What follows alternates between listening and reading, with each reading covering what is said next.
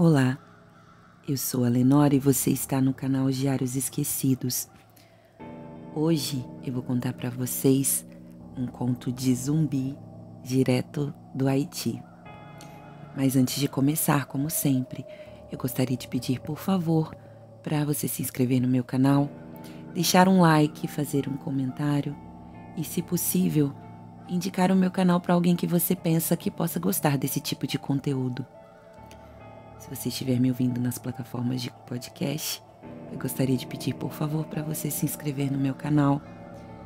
É muito rápido e você me ajudaria bastante. Bem, vamos lá? Nós que aqui estamos, por vós esperamos.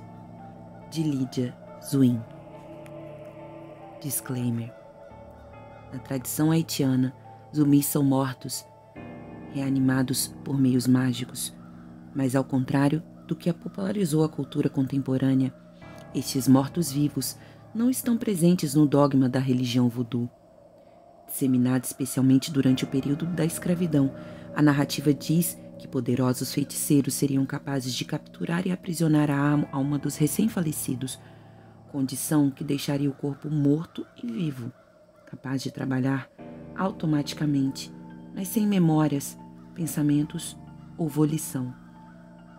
A lenda surgiu como uma forma de dissuadir os escravizados a tentarem suicídio, apesar das condições desumanas em que viviam. O zumbi contemporâneo, ainda que tenha se distanciado da tradição, manteve-se como uma metáfora para profundos medos sociais. A contaminação em massa, a destruição atômica, a sublimação social e, mais importante, o medo uns dos outros. Agora sim, vamos à história. De repente, entre um gesto e a próxima palavra, entre vírgulas, ponto final, não avisa, só acontece. Diante dos olhos, o mundo gravita mais lento e nem assim há como fazer sentido daquilo que só é. Um momento você está rindo ou a ponto de tossir, e aí, de repente, uma longa e pesada sombra cresce diante de seus olhos. O céu se desfaz sobre sua cabeça, a terra se perturba e as rochas vacilam irresolúveis em direção ao chão. Não há um golpe derradeiro que te faça perder a consciência e facilitar o processo. Sobre si, o mundo desaba e acaba de uma só vez.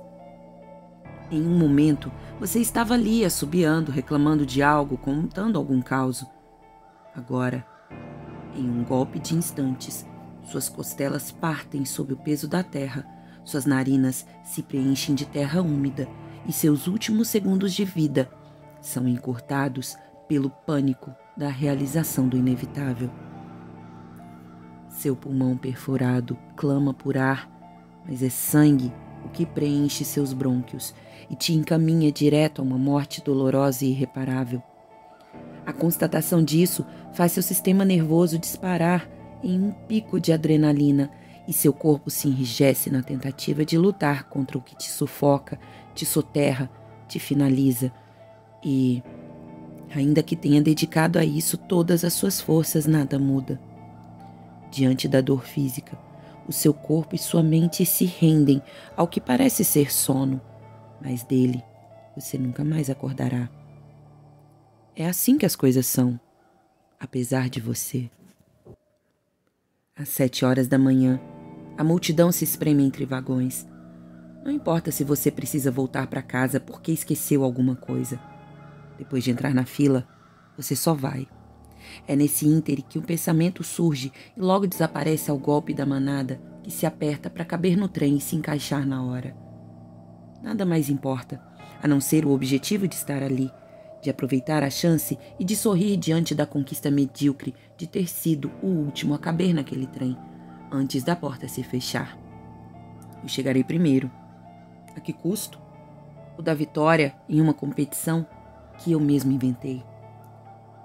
Enquanto você olha para o corpo espremido na janela e espera por outro trem, você vê o vão do trilho ressurgir à sombra da plataforma.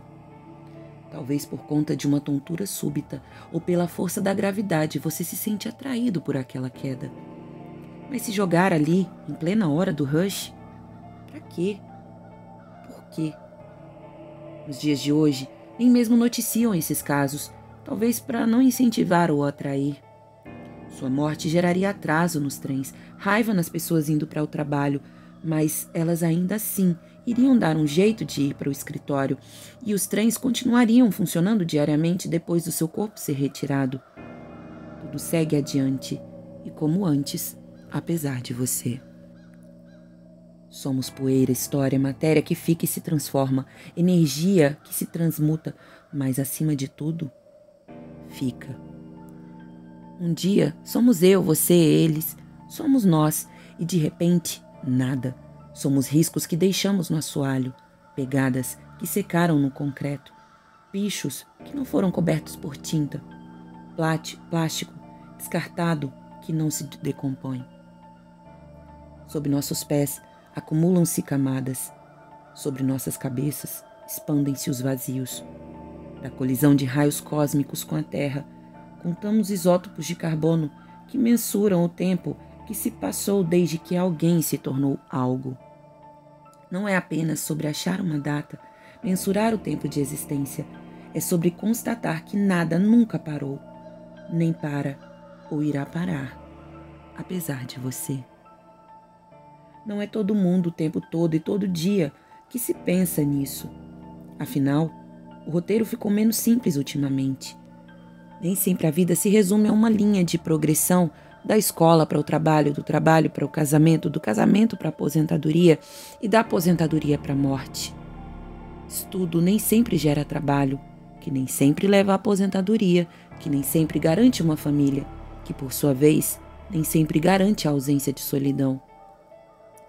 Entre a certeza e a paralisia, escolhemos a coragem de seguir às cegas. Inércia. Entre 1880 e 1930, uma enorme quantidade de italianos emigraram para a Argentina. Dentre eles, a maioria era camponesa, trabalhador braçal, diarista, gente que iria atuar em construções, fazer carpintaria, suplementar o comércio. Quase metade, no entanto, retornou pelo mesmo cais de onde tinha atracado uma vez que as políticas de erradicação não pareciam ter funcionado muito bem. Mas àqueles que ficaram, houve a chance de participar do progresso da cidade, de construir a infraestrutura da capital do país, que teria a maior comunidade italiana fora da Itália. Havia um propósito: fazer parte da história, enquanto ela lhe dava licença para escrever a sua. Ainda que o trabalho pesado não fosse recompensado com um pagamento digno do esforço, era possível acordar de manhã e olhar para a família com a sensação de que você estava dando o seu melhor e que, pelo menos, o futuro dos seus estaria mais garantido. Num dia, você sai de casa e sobe na moto para fazer uma entrega. Você faz isso todo dia. Já faz 2 anos. Mas naquele dia, você não vai voltar para casa. Por um acaso, um carro dirigido por alguém que também estava indo a algum lugar, como faz todos os dias, perdeu o controle porque o freio falhou ou o pneu furou. Você é lançado no ar e desaparece quando a cabeça colide com o chão. Um dia você é alguém e, de repente, se torna algo. Um dia você acorda como um ser humano qualquer e, de repente, se torna o ceifador de outro. O trânsito ficou complicado não só porque seu corpo fechou uma das vias, mas porque nas outras os carros passaram mais devagar para ver o que é que havia. Mesmo que isso aconteça todos os dias, o tempo todo. Mesmo que você já tenha ideia do que deve ter ocorrido.